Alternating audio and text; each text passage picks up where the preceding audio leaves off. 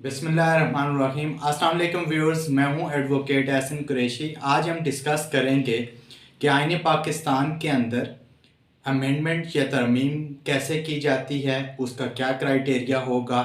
और अगर किसी सूबे से रिलेटेड आइन का कोई आर्टिकल है उसके अंदर अगर अमेंडमेंट या तरमीम करनी हो तो उसका क्या तरीक़ाकार होगा। आइन का कौन सा आर्टिकल है जो अमेंडमेंट इन कॉन्स्टिट्यूशन को डील करता है, इसके ऊपर आज हम डिस्कस करेंगे। इससे पहले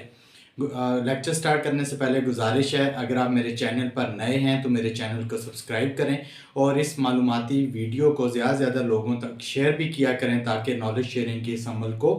बढ़ाया जा सके। आइन का जो आर्टिकल है 239 239 वो डील करता है अमेंडमेंट इन कॉन्स्टिट्यूशन,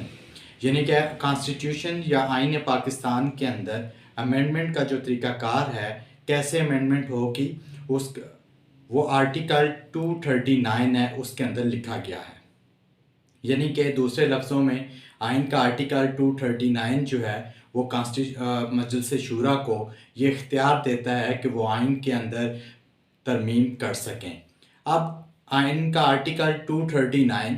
उसके टोटल 6 सब आर्टिकल्स हैं, उनको वन बाय वन हम डिस्कस कर लेते हैं। आर्टिकल 239 का सब आर्टिकल 1 उसके अंदर ये लिखा गया है कि आइन के अंदर अमेंडमेंट के लिए जो बिल है वो किसी भी हाउस से ओरिजिनेट हो सकता है, यानी कि सेनेट से भी हो सकता है और नेशनल असम्बली से भी हो सकता है। अब ओरिजिनेट हुआ तो 2/3 मेजॉरिटी जो मेंबर्स हैं उस हाउस के, अगर नेशनल असम्बली से है तो उसकी 2/3 मेजॉरिटी जो मेंबर्स हैं 2/3 मेजॉरिटी के साथ वो बिल पास हो जाए तो फिर वो सेनेट को भेज देंगे, ट्रांसमिट कर देंगे सेनेट को। सेनेट में भी 2/3 मेजॉरिटी के साथ वो बिल अगर पास हो जाता है तो फिर सदर पाकिस्तान को असेंट के लिए भेज दिया जाएगा। जैसे ही सदर पाकिस्तान असेंट देंगे, सिग्नेचर करेंगे, तो वो अमेंडमेंट, वो जो बिल है आइन के अंदर अमेंडमेंट का जो बिल वो पास तस्वर किया जाएगा। आइन का आर्टिकल 239 सब आर्टिकल 1 के अंदर लिखा गया है कि बिल किसी भी हाउस से ओरिजिनेट हो सकता है मगर 2/3 मेजॉरिटी के साथ उसको पास होना चाहिए। और सब आर्टिकल 2 के अंदर ये लिखा गया है कि जिस हाउस ने ओरिजिनेट किया है, ओरिजिनेट होने के बाद दूसरे हाउस के पास ट्रांसमिट होगा तो वो हाउस अगर उसको एज इट इज़ बगैर उसके अंदर तब्दीली या चेंजेस के उस बिल को पास कर देती है 2/3 मेजॉरिटी के साथ, तो फिर सदर पाकिस्तान को असेंट के लिए भेज दिया जाएगा। और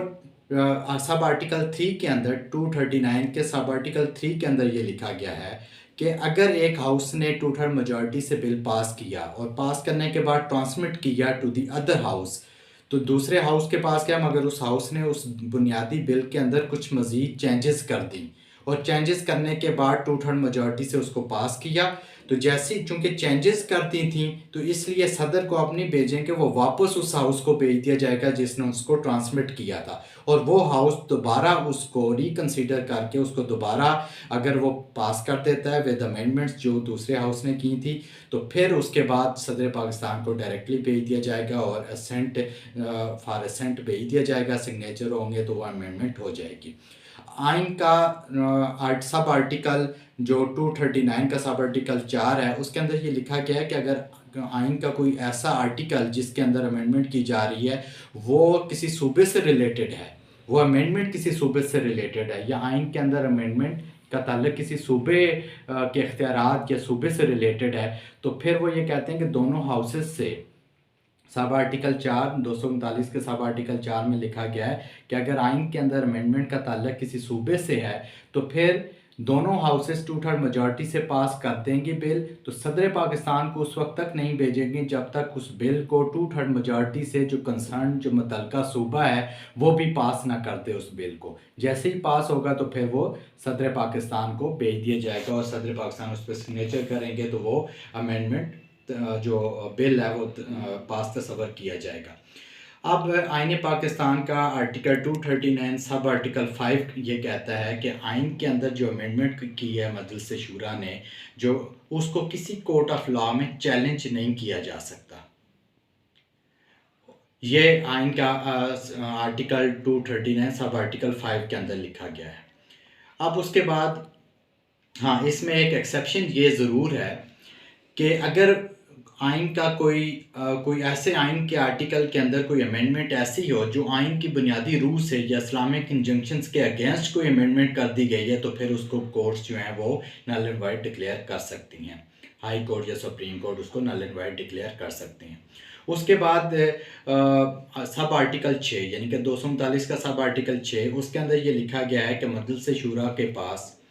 ये इख्तियार है कि वो आइन के किसी भी आर्टिकल में किसी वक्त तरमीम कर सकें। उसके लिए कोई टाइम लिमिट नहीं है, कोई लिमिटेशन उसके लिए नहीं है कि वो किसी भी वक्त उसके अंदर जो है तब्दीली कर सकते हैं। सो ये आइन के अंदर अमेंडमेंट का जो तरीक़ाकार है कि अमेंडमेंट बिल कैसे पेश किया जाएगा, किस तरीके से होगा, अमेंडमेंट की जा सकती है, उसके ऊपर आज हमने डिस्कस किया। Thank you.